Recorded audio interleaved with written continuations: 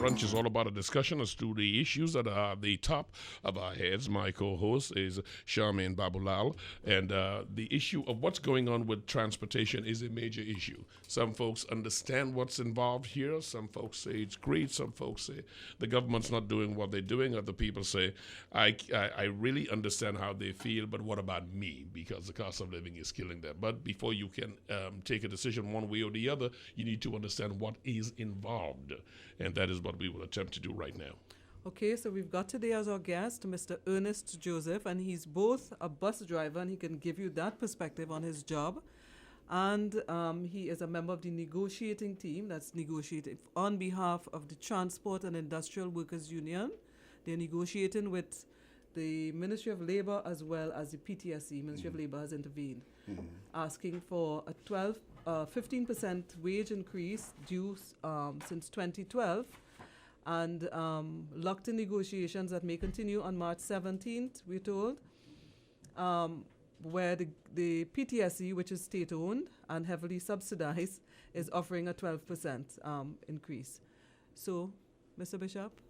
I would like to, first of all, give our listeners a feel as to why the decision to work to rule, because generally folks are saying you can go ahead with the negotiations, but in working to rule you are hurting us. Let them understand why it is necessary for you to have taken the position that you and your colleagues have.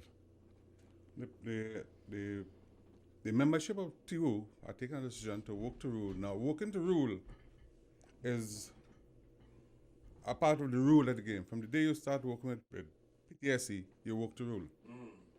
Saying so mean that you're supposed to adhere to all the rules of PTSC.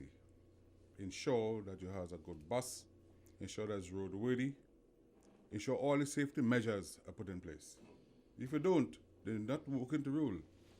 So by extension, if it should reach outside to the public, where the public is being affected at some time, we take no pleasure in doing so.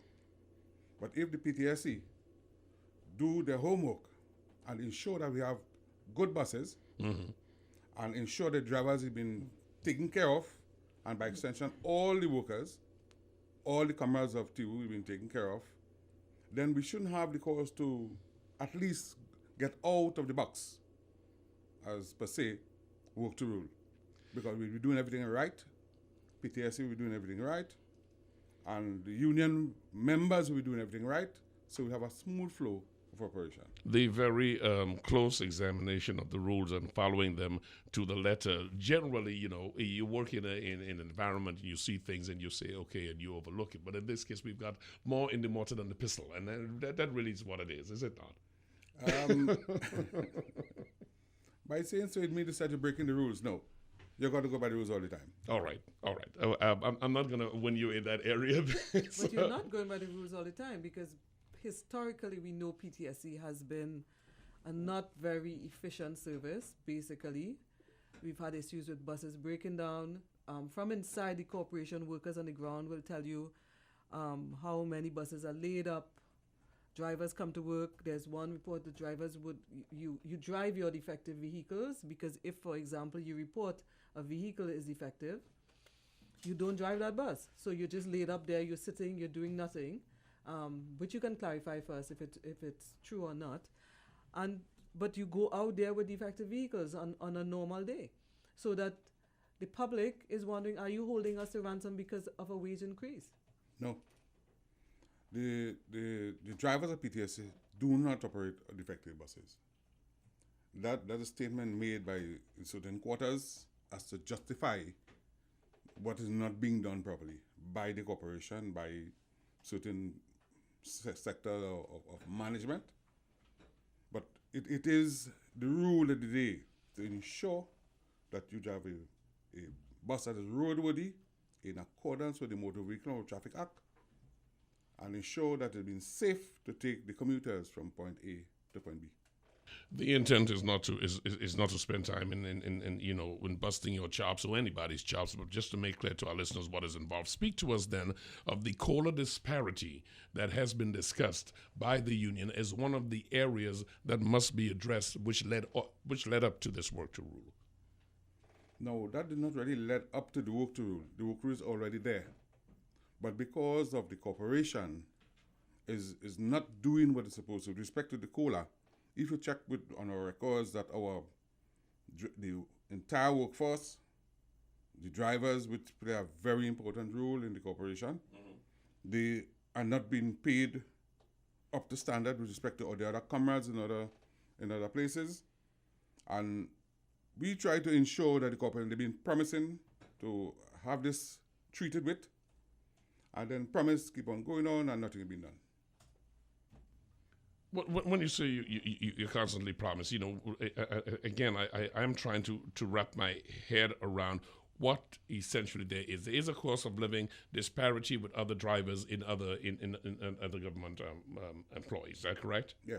Right. The argument then is that the workers at PTSC are saying we want to get an income that's closer on parity. Is that the issue? Yeah. What are you hearing from those you're negotiating with the government? What are they saying to you? Why the disparity? What is the justification for it? That is what I'm trying to get to. One of the first things is from the chief negotiator is that there was a cash flow problem. Cash flow.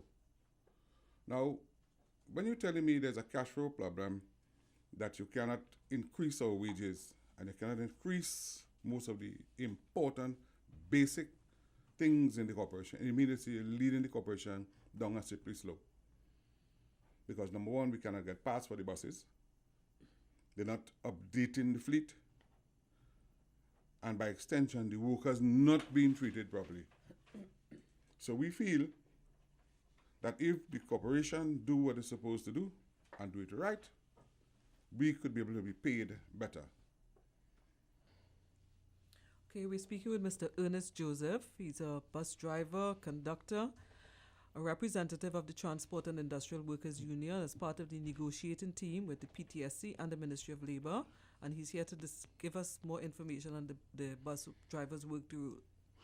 So as far as the take-home salary, the COLA is in addition to, as part of that take-home salary, there's also a big, a wide divide. The argument that money, revenue to the country is not there, that would be the same answer that you're getting when you inquire as to how to correct that disparity? Now, these are the actual salaries. Cost of living is added to it. I'm talking about the actual salaries itself. the actual salary is very low. You have a bus driver driving for 49, just over $49. That's I wouldn't use the word ridiculous, but in this modern time, you're working for 2011 salary in 2015. And what you could have done with it in 2011, it cannot be done in 2015. Lay out for our listeners then. I say, all right, I see everything you're saying. I understand the plight of the drivers, the members of PTSC who feel aggrieved. What would you like to have ideally? Not ideally, that's pushing it a little far. You may ask me for a lot of things that the country cannot afford, but keeping in mind the current climate, keeping in mind the disparity, keeping in mind serving the public, what would you like to see or like to hear coming from the ministry? To ensure that the workers of the corporation be given a decent salary and the drivers being taken care of decently. Decent compared to the odd disparity with the other commerce and other entities, which they're fully aware of. And by a little further extension, provide better working buses. The pain that is being experienced by the public, that is something I'm sure that is discussed in your circles all the time. Yes. And are we doing a good enough PR job to let them understand what's involved? Well, we takes no pleasure. We takes no pleasure in putting the public through this hardship. Transport and Industrial Workers Union is a responsible union. The membership and the workers of PTSC are very responsible people. We have our children attending school. We have our grannies and our grandfathers attending, going to here and there. So we don't like the discomfort. But at sometimes, these discomfort come about because of beyond our control. This has been going on for quite some time. What you're hearing from the government negotiators and your position is a very wide gap. You see it narrowing at all? Do you see anything optimistic on the horizon is the question. At our last meeting a couple of days back, we were told that we were supposed to have a meeting on Friday, which was just a few days there, and the meeting did not materialize. So in our mind, it led us to a lot of things that how should we believe the promises, the things that they will want to do if they're going to do them, and how soon would they be trying to narrow this gap to ensure that some set of normalcy return back to the PTSC. Well, we would like to see that. In conclusion, I will ask you this. If you had to ask the general public to support you, and there's one single area you want to make clear for them to understand why you're taking your actions, how would you explain it? We want the public to know, again, as I would say, that we take no pleasure in having this hardship for the public. We, as a responsible union, again, I would say, and as a responsible set of workers, we're doing our best to ensure that the corporation give us roadworthy buses, that we could keep the service going, and then we continue dialogue with the negotiators of the corporation to ensure that this impasse be resolved speedily. Well, we hope that it is, and we thank you so much for taking the time to grace us with your presence this morning and make as much as possible clear to us what the issue is from the perspective of the bus drivers and the other PTSC members. Thank you very much. Thank you so much. You have yourself a pleasure wonderful day. Thank you so much for coming in with us this morning.